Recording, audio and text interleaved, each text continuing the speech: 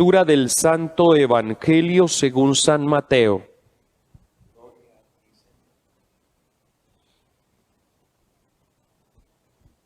En aquel tiempo, al llegar a la región de Cesarea de Filipo, Jesús preguntó a sus discípulos: ¿quién dice la gente que es el Hijo del Hombre? Ellos contestaron: unos que Juan Bautista, otros dicen que Elías, otros que Jeremías o uno de los profetas. Él les preguntó: ¿y vosotros, quién decís que soy yo? Simón Pedro tomó la palabra y dijo: tú eres el Mesías, el Hijo de Dios vivo. Jesús le respondió: dichoso tú, Simón, hijo de Jonás, porque eso no te lo ha revelado nadie de carne y hueso, sino mi Padre que está en el cielo. Ahora te digo yo: tú eres Pedro, y sobre esta piedra edificaré mi iglesia, y el poder del infierno no la derrotará. Te daré las llaves del reino de los cielos. Lo que ates en la tierra quedará atado en el cielo, y lo que desates en la tierra quedará desatado en el cielo. Palabra del Señor. Gloria a ti, Señor Jesús.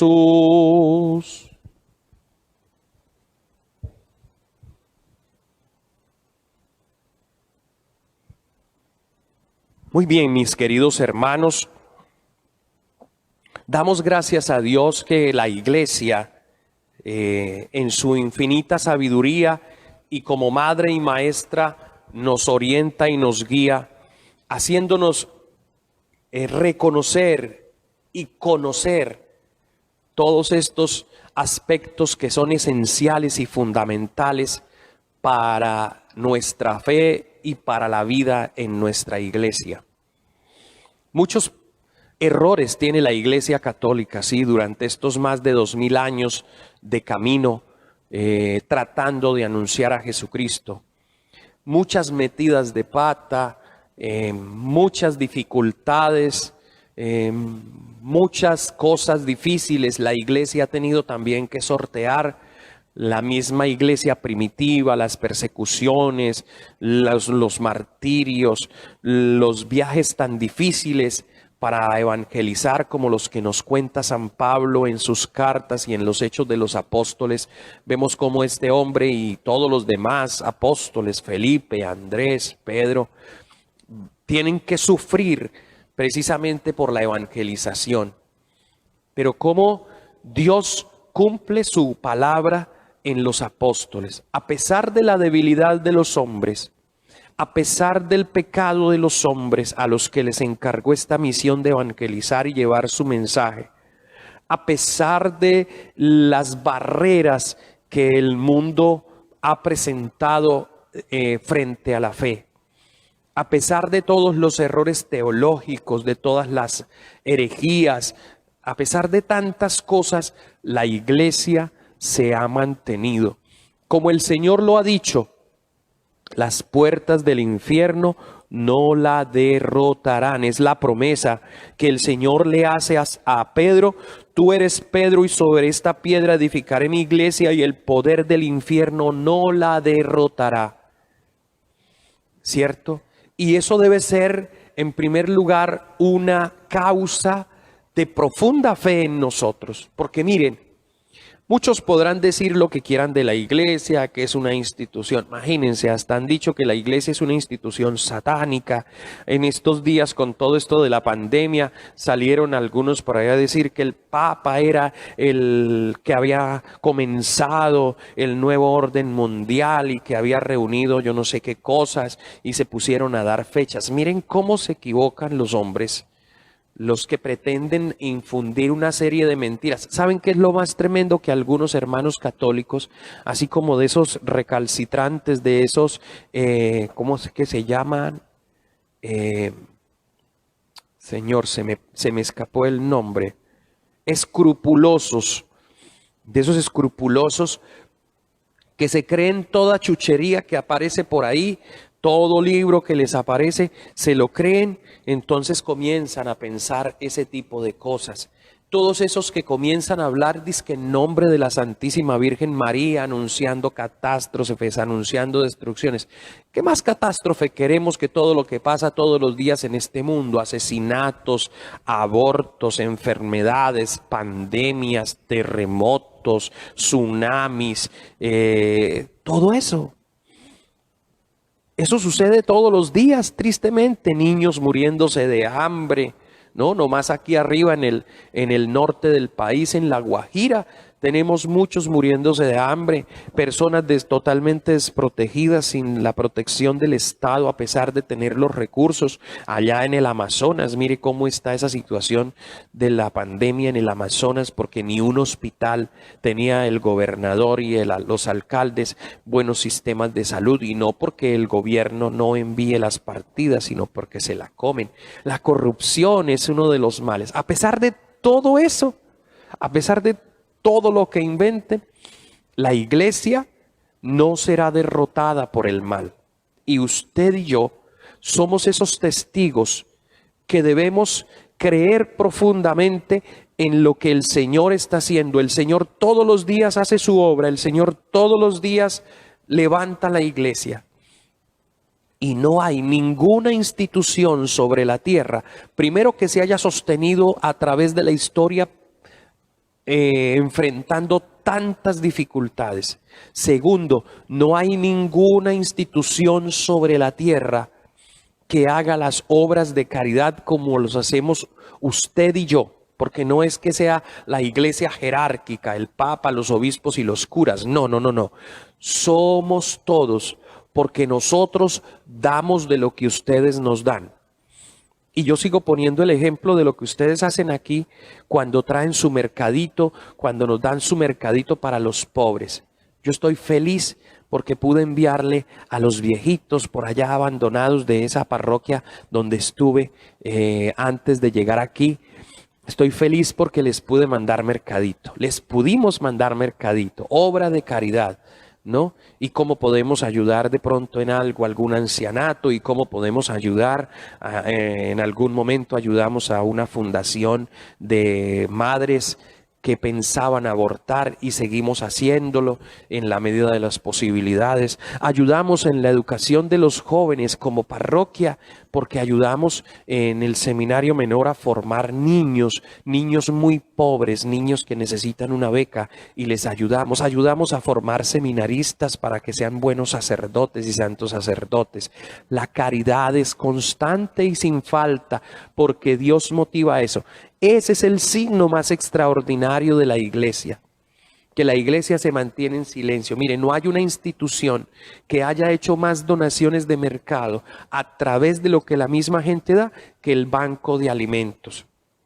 Creo que los bancos de alimento en el país, en Colombia, el de Bogotá, el de cada una de las diócesis, en Cali, en Medellín, los bancos de alimento creo que han sido los que más mercados han repartido a la gente pobre de estas ciudades, de los barrios marginados, y sin gastar las millonadas que se gastan las alcaldías y las gobernaciones supuestamente en esos grandes mercados, y que hasta la gente se queja de lo que les llevan a veces.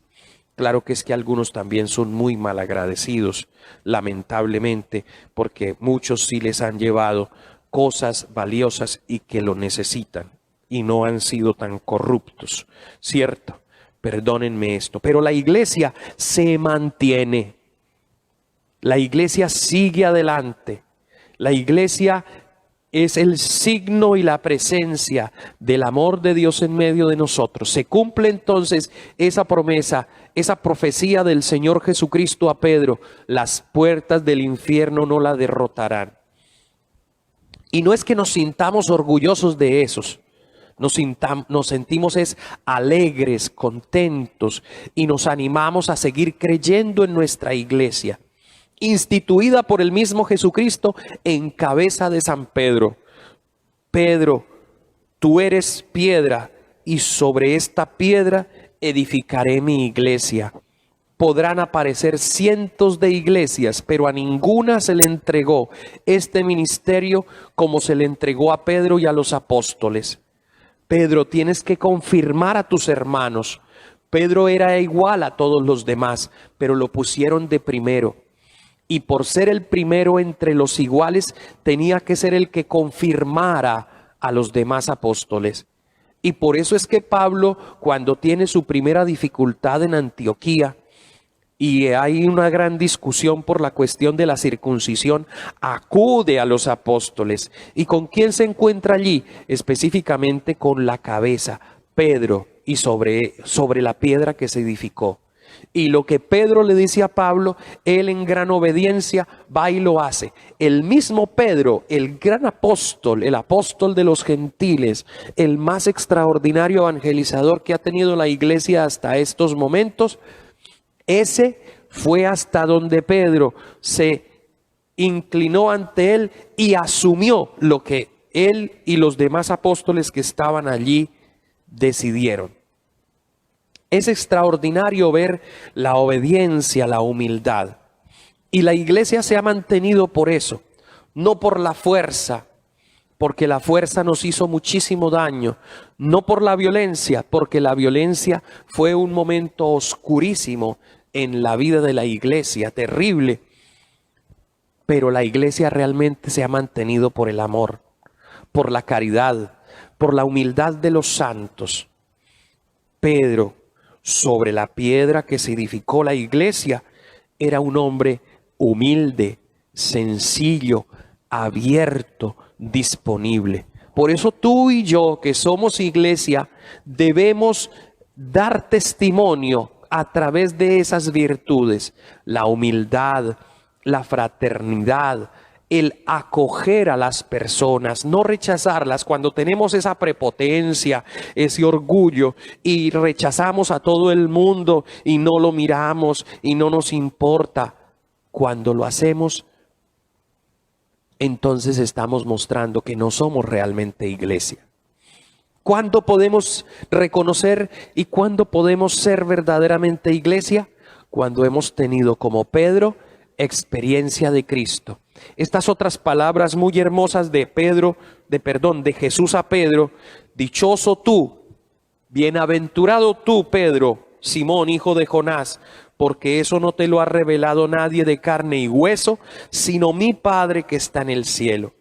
La única forma de que tú y yo reconozcamos que Cristo es el Mesías, que Cristo es el Hijo de Dios, que Cristo es el enviado, que Cristo es el ungido, que Cristo es el Salvador, la única forma de que lo podamos proclamar y creer de verdad en el corazón y demos la vida por ese Cristo, es que hayamos tenido una experiencia profunda de encuentro con nuestro Dios. Es la única manera. Así que quien proclama, como Simón Pedro lo hizo, quien lo proclama de esta manera, de verdad salido del corazón, es dichoso, porque eso se lo ha revelado el Espíritu de Dios, el Espíritu del Padre que está en el cielo. Es decir, ha tenido una experiencia íntima de encuentro con el Señor. Y hoy yo glorifico al Señor, yo alabo al Señor por esta iglesia que me permitió conocer, esta iglesia de la que me permitió enamorarme, esta iglesia por la que entrego también parte de mi vida. Yo le agradezco al Señor esta bondad y le doy gracias por todos ustedes, ustedes los bautizados, ustedes los que están ahí, ustedes los que caminan con nosotros los pastores, ustedes que son solidarios, amorosos, que tratan de vivir la santidad, porque es que a eso estamos llamados, a ser santos y alcanzar la vida eterna en la santidad. Sí, somos pecadores, pero eso no nos impide ser santos. Por eso yo les he insistido mucho durante este tiempo de pandemia específicamente, hay que trabajar por la santidad. No hay que seguir siendo o permitiéndonos vivir en el pecado, con un pie en la vida de pecado y un pie en la puerta de la gracia de Dios. No, porque así no nos servirá. El Señor nos dice que los miembros que nos llevan a cometer pecados hay que arrancarlos de nuestra vida, hay que cercenarlos, hay que cortarlos. Queriendo decir que tenemos que cortar con ese pecado definitivamente y pasarnos del todo al bando del Señor. Que nuestra mente, nuestro corazón, nuestros sentimientos, nuestra alma, todo esté en comunión con Cristo Jesús, Señor del cielo y de la tierra, y de esa manera, como iglesia, demos testimonio de vida y de santidad, como lo hicieron Pedro y Pablo. Pidamos hoy por los apóstoles, por los obispos. Pidamos hoy por el Papa, como lo hicimos en la Coronilla de la Misericordia. Pidamos por todos ustedes, los agentes pastorales, que de una u otra manera ayudan en la evangelización. Y amemos nuestra iglesia, que es una, santa, católica y apostólica. Esas 4 características. Nuestra iglesia católica. Gloria al Padre, al Hijo y al Espíritu Santo, como era en el principio, ahora y siempre, por los siglos de los siglos. Amén.